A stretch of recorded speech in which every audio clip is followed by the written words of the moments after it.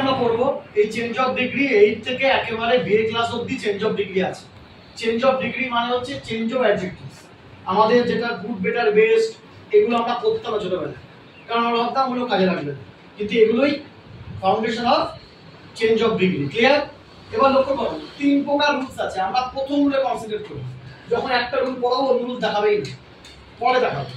প্রথম হচ্ছে মাধ্যমিকে যে হাইয়েস্ট পেয়েছে সে তো সকলের মধ্যে সেরা, আবার যারা ভালো পেয়েছে তারাও অন্যতম সেরা, কিন্তু আমি প্রথম বলছি সকলের সেরা।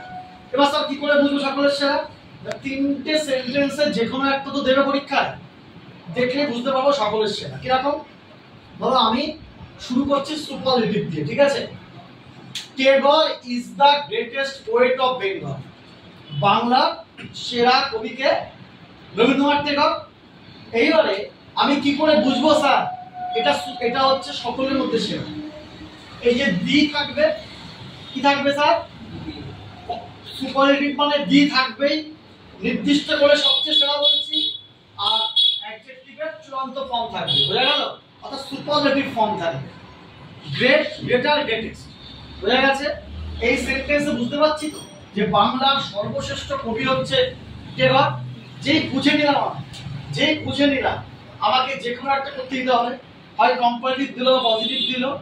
যখন আমি বুঝলাম যে বাংলার সকলের মধ্যে সেরা, তখন একটুখানি দেখে নাও। আমি একটা জিনিস দেখে আবার বলছি, যেটা বলছিলাম সেটা হচ্ছে যে এইটা দেখলে আমরা বুঝতে পারবো তো সুপারলেটিভ। তাহলে প্রথম কথা আমরা কি করে বুঝবো সকলের সেরা? দি থাকবে আর চূড়ান্ত ফর্ম থাকবে, ঠিক আছে? এটাকে যদি পজিটিভ করতে হয় তার মানে কি? মানে টেগরের মতো আর কেউ ভালো নেই, তাই তো মনে হয়। এই আর কেউ ভালো নেই যদি সকলের মধ্যে সেরা হয়, তখন শুরু হয় নো আদার দিয়ে। কি হয়?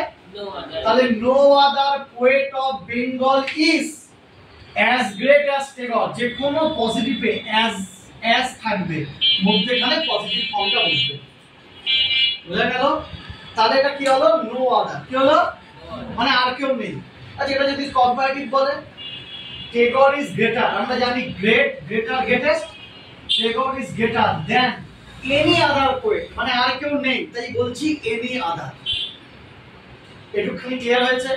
হ্যাঁ স্যার, হ্যাঁ। ঠিক আছে, তাহলে কি করে বুঝবো? যে কোনো একটা দেখলে বুঝে যাবো যে এটা সকলের মধ্যে সেরা, অন্যতম সেরা। এবার রুল 2 তে আসছি। যদি এরকম হয়, সারা পৃথিবীর মধ্যে তো টেগর সেরা না, আমরা সেরা মানি, কিন্তু অ্যাকচুয়ালি কাগজে কাগজে শেক্সপিয়ার আছে, বায়রন আছে, তাই তো? তাহলে পৃথিবীর মধ্যে কি বলবে? অন্যতম সেরা। তো যদি অন্যতম সেরা হয়, মানে ওর মতো আরো ভালো আছে তো, তখন আমার সুপারলেটিভ হবে ওয়ান অফ দি। কে যাবে? One of the. তাহলে এখানে হলো শুধু দি, এখানে হলো ওয়ান অফ দি। এটাই পার্থক্য। বোঝা গেছে? এখানে হলো শুধু দি, এখানে হলো ওয়ান অফ দি। আর এখানে যেমন সিঙ্গুলার পোয়েট হয়, যেহেতু ওয়ান অফ দি মানে আরো আছে, তাই নাউন বা প্রোনাউনের বহুবচন হয়ে যায়। কি হয়ে যায়? পোয়েটস। তাহলে Tagore is one of the greatest poets of the world. অনেকগুলো পোয়েট, তার মধ্যে ওয়ান, তার মানে অন্যতম সেরা। হ্যাঁ কি না? এখানে তা বলেছি। এটার সাথে এটা পার্থক্য বুঝতে পেরেছো? এবার যেহেতু সকলের মধ্যে সেরা ছিল, তখন আমার নো আদার বসেছিল। এবার তো তা না, ওর মতো আরো ভালো আছে, তখন পজিটিভে বসবে ভেরি ফিউ। কি বসবে? Very few. Very few. কি বসবে? Very few. Very few poets of the world. তখন ইজ হবে না আর হবে? আর হবে, কারণ অনেকের আছে ওর মধ্যে। অ্যাজ গ্রেট অ্যাজ চেঞ্জ হয়নি, ওটা চেঞ্জ হয়, শুধু আর বসেছে। এখানে ইজ বসেছে, এখানে। এবার কম্পারেটিভ কি?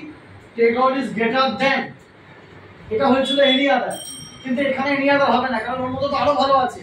হবে কি? Many other. কি হবে? Many other. আর এটা পোয়েটস হয়ে যাবে, তাই না? অনেকে আছে। বুঝা গেল? এবার রুল 1 রুল 2 বুঝেছো না? দেখো, হ্যাঁ স্যার। জলের মতো বুঝে যাও, একদম ক্লিয়ার বুঝে যাও, বাড়িয়ে বোঝা হবে না, যা বোঝা এখানে হবে। বুঝা গেছে? Rule 1 rule 2। এবার আসছে রুল 3। সুপারলেটিভ হতে গেলে মিনিমাম 3 জন দরকার। কি বললাম? দুজনের মধ্যে হয় পজিটিভ আর কম্পারেটিভ। এটা আপনার দুজনের মধ্যে যদি হয়, যেমন মধু ইজ অ্যাজ স্ট্রং অ্যাজ শ্যাম, মধু শ্যামের মতোই শক্তিশালী। অর্থাৎ মধু যতটা শক্তিশালী শ্যাম ততটাই। এবার উল্টে যাবে, Shyam is not as strong, is not, ভুল হয়েছে, is not, Madhu is as strong as শ্যাম, তাহলে comparative Shyam is not stronger, তোদের চোখে পড়েনি, stronger than মধু, ধ্যান হবে তো, দুটো আমরা as ভুল করে বসিয়েছিলাম, ঠিক আছে? তাহলে শ্যাম is not stronger than মধু, ধ্যান তো বসবে কম্পারেটিভে, তাহলে মধু শ্যামের মতোই স্ট্রং, তাহলে শ্যাম মধুর থেকে বেশি স্ট্রং নয়, ঠিক তো? তাহলে শ্যাম ইজ নট স্ট্রঙ্গার দ্যান মধু, এটা তো কম্পারেটিভ, ফলে অ্যাজ তো শুধুমাত্র পজিটিভে বসে, বুঝে গেল? এই হচ্ছে আমার রুলস। আবার যেটা বুঝতে পেরেছো তো, আমি যদি বলি এই পেনটার মতোই দামি, তাহলে উল্টো বলবো এই পেনটা এই পেনের থেকে বেশি দামি নয়, ঠিক তো? আবার এটাও বলা হতো এই পেন এর থেকে দামি নয়, এটাও বলা যায়, কিন্তু উল্টে বললে একটু তোদের বুঝতে সুবিধা হবে, বুঝে গেল? অবজেক্টটা নিয়ে আসবি, তাহলে সুবিধা হবে সব ক্ষেত্রে সেন্টেন্স ক্লিয়ার? এই তিনটার মধ্যে কোনটা বোঝুনি আমাকে জিজ্ঞেস করো, এই তিনটে রুলের মধ্যে কোন রুল বোঝুনি? রুল 3 কি বোঝুনি বলো? দেন কম্পারেটিভে কি বলেছে এখানে? দেন কম্পারেটিভে কি বলেছে? দেন, তাই এখানেও দেন বসেছে, তাই তো? আর এই স্ট্রং এর কম্পারেটিভ ফর্ম কি? স্ট্রঙ্গার, কিন্তু নট হবে, কারণ বেশি তো না, একই, ও যায় ও তাই, ঠিক আছে? হয়ে গেছে? ক্লিয়ার হয়েছে? শিওর?